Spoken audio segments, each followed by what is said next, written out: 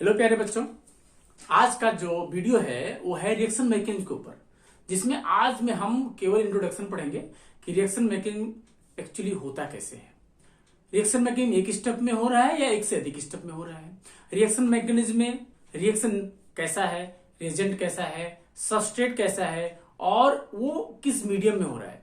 तो आज के वीडियो में हम केवल इनके इंट्रोडक्शन में पढ़ेंगे और उसके बाद सारे वन बाय वन जितने नेम रिएक्शंस हैं, जितने टॉपिक्स हैं ऑर्गेनिक केमिस्ट्री में, हम एक वन बाय वन सबका स्टडी करेंगे। तो आज के वीडियो में केवल इंट्रोडक्शन देखेंगे। तो शुरू करते हैं। मेरा नाम है सोनू शुक्ला। और अगर हम रिएक्शन मैकेनिज्म की बात करें तो रिएक्शन मैकेनिज्म होता क्या है। मैकेनिज्म का मतलब हुआ कि कोई चीज कैसे हो रहा है, किस किस स्टेप में हो रहा है, किस कारण से हो रहा है, क्या एक्सोथर्मिक है, इंडोथर्मिक है, रिएजेंट कैसा है, मीडियम कैसा है, सबस्ट्रेट कैसा है। ये इंट्रोडक्शन है। तो अगर हम देखें तो रिएक्शन मैकेनिज्म में या कोई रिएक्शन हो रहा है उसमें चार चीजें होती है। पहला होता है सबस्ट्रेट,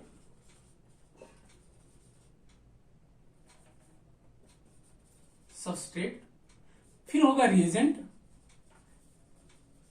और होगा मीडियम।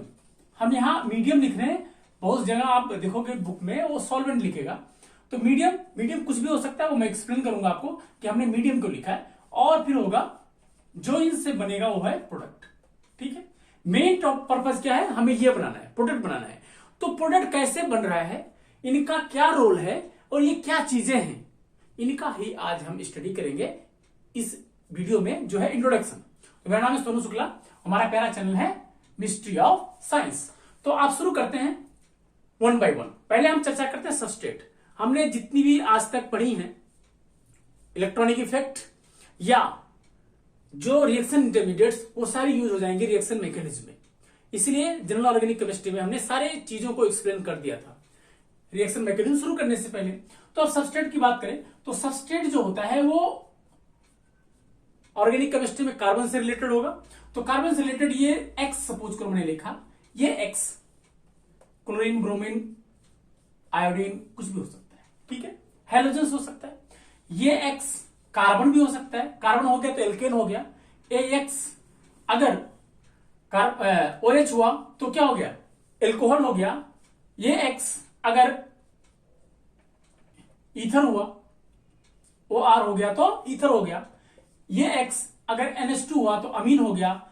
NHR हुआ तो प्राइमरी सेकेंडरी अमीन हो गया और NR2 हो गया तो टर्सरी अमीन हुआ। तो ये सबस्ट्रेट की कहानी थी कि ये सबस्ट्रेट किस तरह से होता है। अगर वो सिंगल बॉन्डेड है, अगर हम आते हैं दूसरे नंबर पे, पॉइंट नंबर 2 पे, कि 1 पे, ये 1 था ये 2 है, कि अगर ये जो सबस्ट्रेट है वो डबल बॉन्डेड हो। डबल बॉन्डेड का दो कंडीशन है कि कार्बन अगर ऑक्सीजन से डबल बॉन्डेड है और उसके बगल का जो एटम लगा हुआ है वो क्या है, अगर वो H है, तो क्या हो गया, एल्डिहाइड हो गया। अगर वो कार्बन है तो कीटोन हो गया।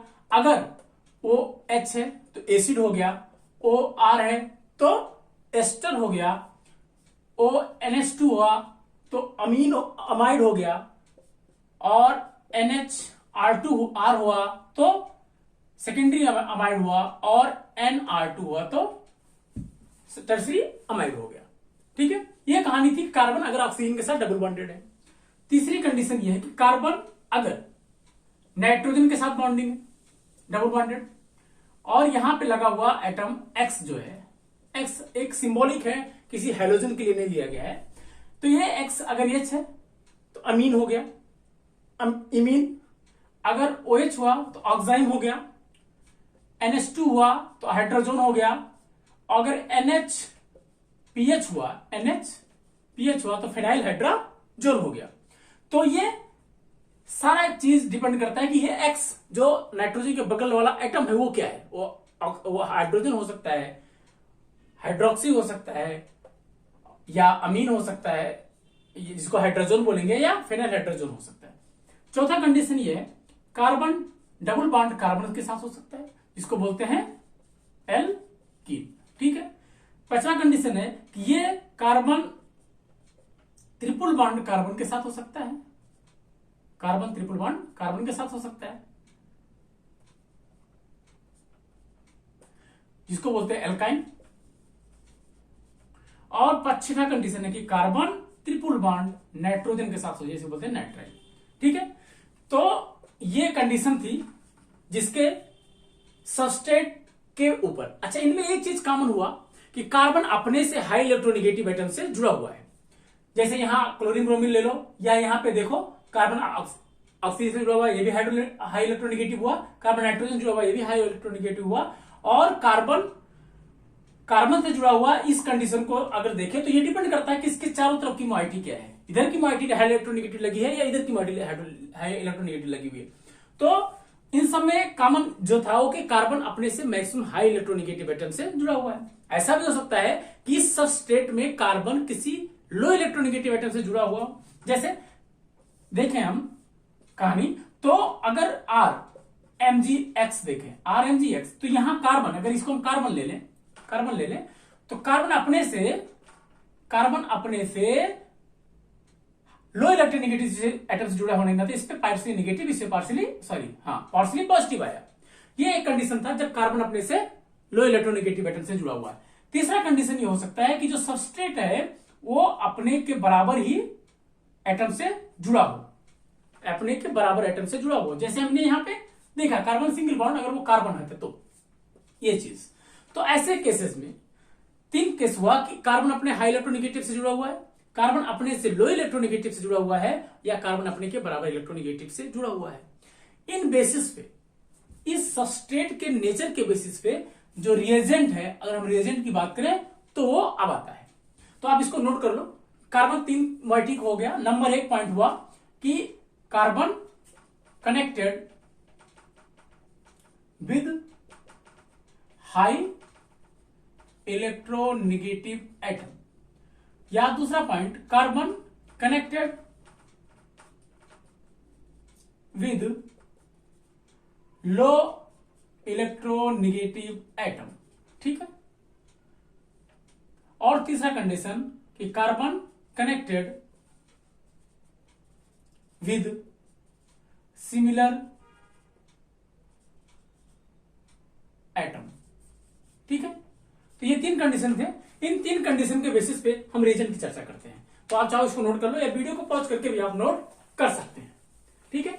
अच्छा, तो जो सबस्ट्रेट हमने चर्चा कर ली, इन सबस्ट्रेट पे ही पूरी ऑर्गेनिक केमिस्ट्री होगी, जिनकी चर्चा होनी है। जितने चैप्टर बनेंगे, एल्डिहाइड, कीटोन, अमीन्स, वो सारे सबस्ट्रेट की चर्चा करते हैं। अच्छा, अब आते हैं रिएजेंट पे।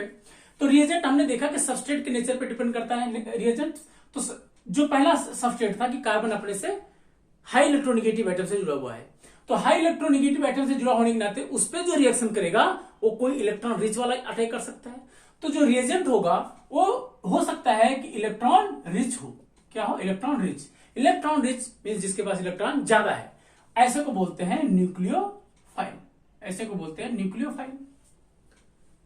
ये हम पढ़ेंगे आगे। दूसरा है कंडीशन कि कार्बन अपने से लो इलेक्ट्रोनेगेटिव एटम से जुड़ा हुआ है, मींस कार्बन के ऊपर नेगेटिव चार्ज, कार्बन खुद इलेक्ट्रॉन रिच हो गया, तो उस पर जो अटैक करेगा वो इलेक्ट्रॉन डेफिशिएंट अटैक करेगा।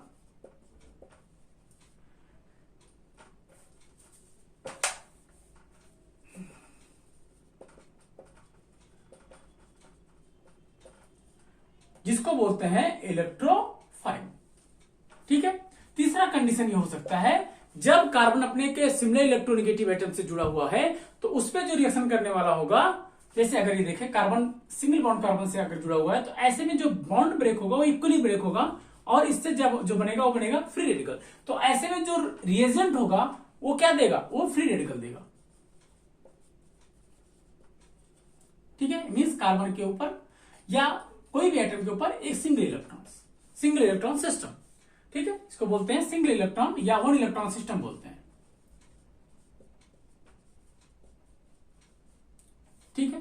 तो अब ये हुआ जो रिएजेंट है वो इलेक्ट्रोफाइल हो सकता है, वो न्यूक्लियोफाइल हो सकता है, वो फ्री रेडिकल हो सकता है, ठीक है। अब हम चर्चा करते हैं मीडियम। जो मैंने बोला था कि मीडियम की क्या है एक्सप्लेनेशन, तो मीडियम वो होता है कि जो रिएजेंट सबस्ट्रेट और प्रोडक्ट को एक जगह प्रोवाइड करता है, एक मीडियम प्रोवाइड करता है, एक प्लेस प्रोवाइड करता है कि आप यहां आओ, रिएक्शन करो और प्रोडक्ट बन के चले जाओ। तो ये मीडियम है। ये मीडियम कभी कभी रिएजेंट ही मीडियम का काम करता है, बहुत सारे रिएक्शन जैसे पिरिडिन अगर एज ए बेस लिया जाता है कभी कभी, तो पिरिडिन एज ए सॉल्वेंट भी लिया जाता है। ठीक है, तो ऐसे केसेस में जो मीडियम है कभी कभी रिएजेंट ही मीडियम का काम करता है। ये मीडियम सॉलिड भी हो सकता है, कभी कभी सॉलिड फेज रिएक्शन हो सकता है कि जैसे सिलिका के ऊपर रिएक्शन करते हैं, तो सिलिका एक सॉलिड है, उसके ऊपर दोनों को एब्जॉर्ब करके रिएक्शन करते हैं, जिसको बोलते हैं सॉलिड फेज रिएक्शन। कभी कभी ये मीडियम लिक्विड होता है, कभी कभी ये मीडियम मेटल भी होता है, जैसे कि हाइड्रोजनेशन, इन सब चीजों में जो मीडियम है, जो प्लेस या एंजाइमेटिक रिएक्शंस होते हैं, उसमें जो एंजाइम होता है वो मीडियम का काम करता है, वो अपने ऊपर रिएजेंट और सबस्ट्रेट को लाता है, प्रोडक्ट बना के निकाल देता है। तो मीडियम डिपेंड करता है कि रिएजेंट कैसा है, सबस्ट्रेट कैसा है और बनने वाला प्रोडक्ट कैसा है। मैक्सिमम जो देखा गया है तो जो मीडियम होता है वो सॉल्वेंट होता है, वो सॉल्वेंट होता है जिसमें सबस्ट्रेट रिएजेंट सॉल्युबल होके प्रोडक्ट बना देते हैं। कभी कभी मीडियम ऐसा होता है कि सबस्ट्रेट और रिएजेंट सॉल्युबल है बट प्रोडक्ट सॉल्युबल नहीं है, तो क्या होता है ऐसे में, क्या होता है, रिएजेंट और सबस्ट्रेट रिएक्शन के प्रोडक्ट बाहर निकाल देते हैं। मीन्स जो इनसॉल्युबल है, जो बाहर सॉलिड दिख रहा है रिएक्शन में, वो प्रोडक्ट है, और जो सॉल्युबल है वो रिएजेंट है।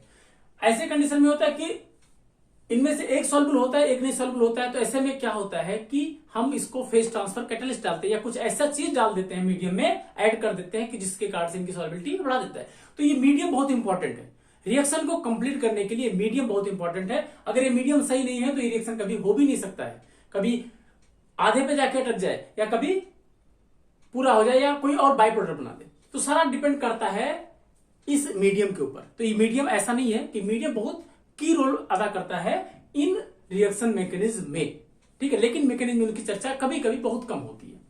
प्रोडक्ट की चर्चा करें तो प्रोडक्ट क्या है, वो डिपेंड करता है कि रिएजेंट, सबस्ट्रेट और रिएजेंट कैसा रिएक्शन कर रहा है। जिस तरह का रिएजेंट होगा, न्यूक्लियोफाइल इलेक्ट्रोफाइल से अटैक करके प्रोडक्ट बनाएगा। तो प्रोडक्ट के बारे में बहुत एक्सप्लेन नहीं करना है।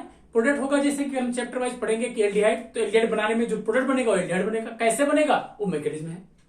तो इस चर्चा में आज इतना ही था कि हम इंट्रोडक्टरी देखे थे कि हमारा जो रिएक्शन मैकेनिज्म है किन किन चीजों से होके मिलके बनेगा, सबस्ट्रेट क्या होता है, रिएजेंट क्या होता है और मीडियम क्या होता है। प्रोडक्ट के बारे में चर्चा हम नहीं करेंगे क्योंकि प्रोडक्ट में कोई चर्चा है नहीं, वो डिपेंड करता है कि हमें बनाना क्या है। प्रोडक्ट तो पहले से डिफाइंड होगा, ठीक है।